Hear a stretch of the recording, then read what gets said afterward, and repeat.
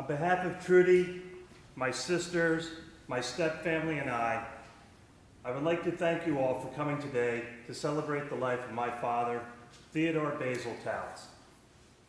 I'm sure he's looking down on this gathering and smiling that big grin of his and whistling a happy tune. Many of you know the details of his life, such as where he worked and lived, but I would like to share some things that you may not have heard before.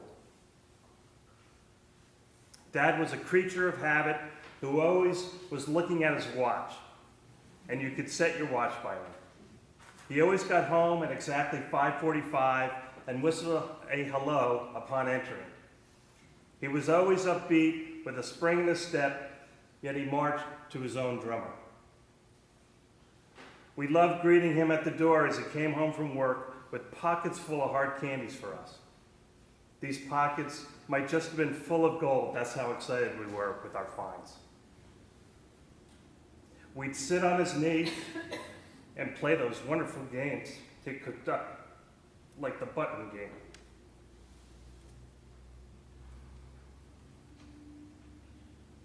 My sister Ann will never forget the long, hard pushes from Dad on that giant swing he made for us in the backyard. It was positively breathtaking. He would let Ann sneak downstairs after going to bed to watch Make Room for Daddy, the Danny Thomas show, which was their favorite. Dad would snuggle her next to him in a swivel chair, and he wouldn't let Mom know she was there. It was so naughty and exciting. Every night at the dinner table, Dad would get some discussion or challenge going that pitted the brown eyes against the blue eyes. Mom, Ann, and I had the blue eyes, and we made up the blue team. Dad, my sisters Sal and Sharon were the brown-eyed team. Secretly, I always wished I had brown eyes because I wanted to be on Daddy's team. I'm sure it was this dinner ritual that gave us the extremely competitive streak we all have today. After dinner, there were the walks Dad would take around our neighborhood in Caldwell. Each night, he would take a different one of us kids, and we would talk about everything and anything. It was on these walks that he talked to Sal about her travels, solved the world's problems with Ann and Sharon, or revealed the story of the birds and the bees to me. There was never a repairman at our house because there wasn't a need. Dad did everything and had every tool. He was the expert painter, the exquisite wallpaper hanger. He was the plumber and the electrician. Sal remembers one night at dinner asking for wheels to be installed on her kitchen chair so she could easily roll back to the kitchen counter to get Mom an extra plate or Dad a utensil. Lo and behold, the very next night, the wheels had been installed and the chair had become the incredible rolling kitchen chair, just for Sal. It was all done with some parts Dad already had in his workshop. It was amazing how he never needed to buy any parts for his projects, and that future projects could be fashioned out of parts he had saved years ago or had found in the previous week's garbage picking adventure around the neighborhood. As he got older, he still did repairs, although his attention to detail and finish work, never his strong suit, diminished. My wife Donna and I can remember asking Dad to do some electrical work for our first house. When we got home, the job was done exactly to spec, until we noticed he had moved the wall clock to cover a giant hole in the wall that he didn't feel like fixing. He was a successful mechanical engineer, having worked for the space program and related industries. But my favorite job he had was doing design work for Lionel trains in the 1960s. My sisters and I benefited from this job when Dad would come home with experimental or prototype trains that he would set up for us to play with. How cool is it to have a dad like that when you were a boy of 6 or 7? He was a fitness fanatic before it was fashionable. An early adopter of vitamins, he was probably the first subscriber to Prevention magazine. As kids, we were both horrified and amazed at how he would cut cloves of garlic and add it to his morning oatmeal. A champion miler, his love of running was a special bond between him and Sharon. He absolutely loved tennis, and it seemed like every free moment Dad had, he played the game. A passion he passed down to Sharon and me. His love of athletics was shared with his children and grandchildren. He was a stickler for saving money and was always looking for ways to make a buck. His annual shakedown of his kids occurred on his birthday. It was his expectation that he'd get $1 for every year old he turned. It wasn't so bad when he was in his 60s and 70s, but it really turned into a racket as he celebrated birthdays in his 90s. When we got older, Dad always stayed in touch, either by phone or through the mail. He loved cutting out cartoons or articles he thought were of interest to one of us. He would add speech bubbles to the cartoons, adding his own conversations. We loved how he would always write some corny joke on the outside of the envelope, and you'd have to find the answer inside.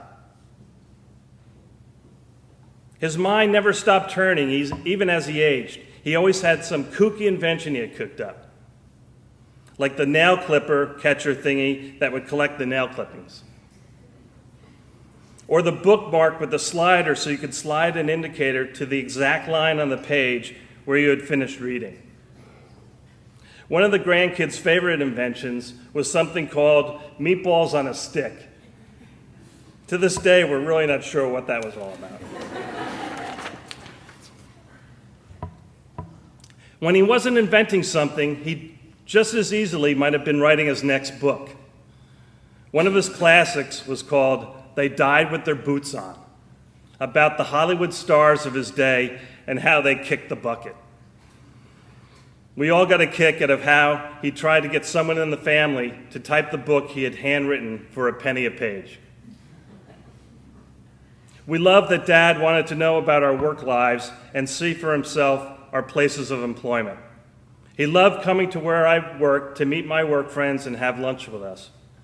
It was the perfect setting because he had a captive audience to tell his repertoire of stories and jokes. He loved to tell you stories about his life that highlighted some family value or life lesson. One of these stories Dad would tell was of him folding parachutes in the Army and how one day they took one of his parachutes and made him jump out of an airplane with it. That experience translated into always doing your best work because you never know when you will be tested or how your life might literally depend on the job you do. Dad was fortunate to find love not once, but twice. He fell in love with my wonderful mom, Joan, ice skating on the pond at Verona Park and skiing on the slopes of Vermont. They had 34 terrific years of marriage together.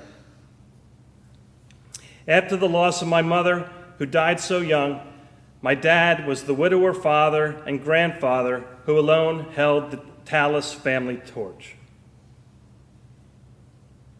Then Cupid struck again, and he was blessed with finding my incredible stepmother, Trudy. Always the crafty guy, he won the heart of the lovely and beautiful Trudy at a Parents Without Partners get-together.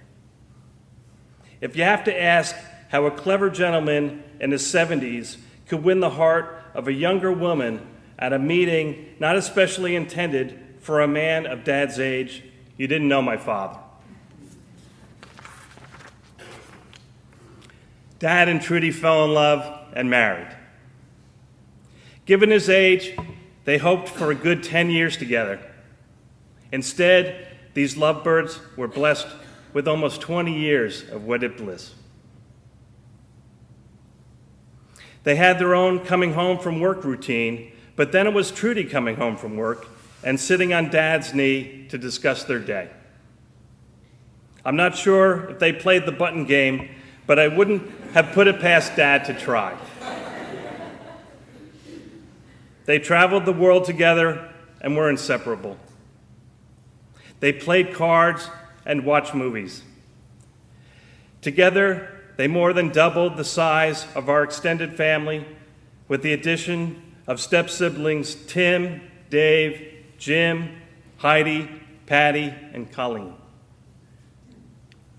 Together, they were grandparents to a combined total of 17 and 3 great-grandchildren. Dad's greatest love was family.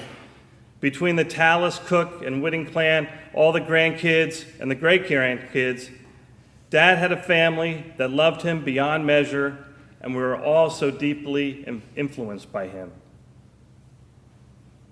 Trudy was a wonderful wife, a saint, and an angel, with her undying devotion, care, and love for my father. It has been remarkable to see her strength grow as my father's had diminished. Her faith and fortitude enabled Dad to die on his own terms and with the grace and love surrounding him. He clearly loved his children and stepchildren, their spouses, grandchildren, and great-grandchildren, and was comforted by their love until the very end of his life. But it was in his final hour. It was his love for Trudy and her love for him that gave him the strength to say goodbye as she held him as he journeyed to his afterlife. And for that, we are eternally grateful.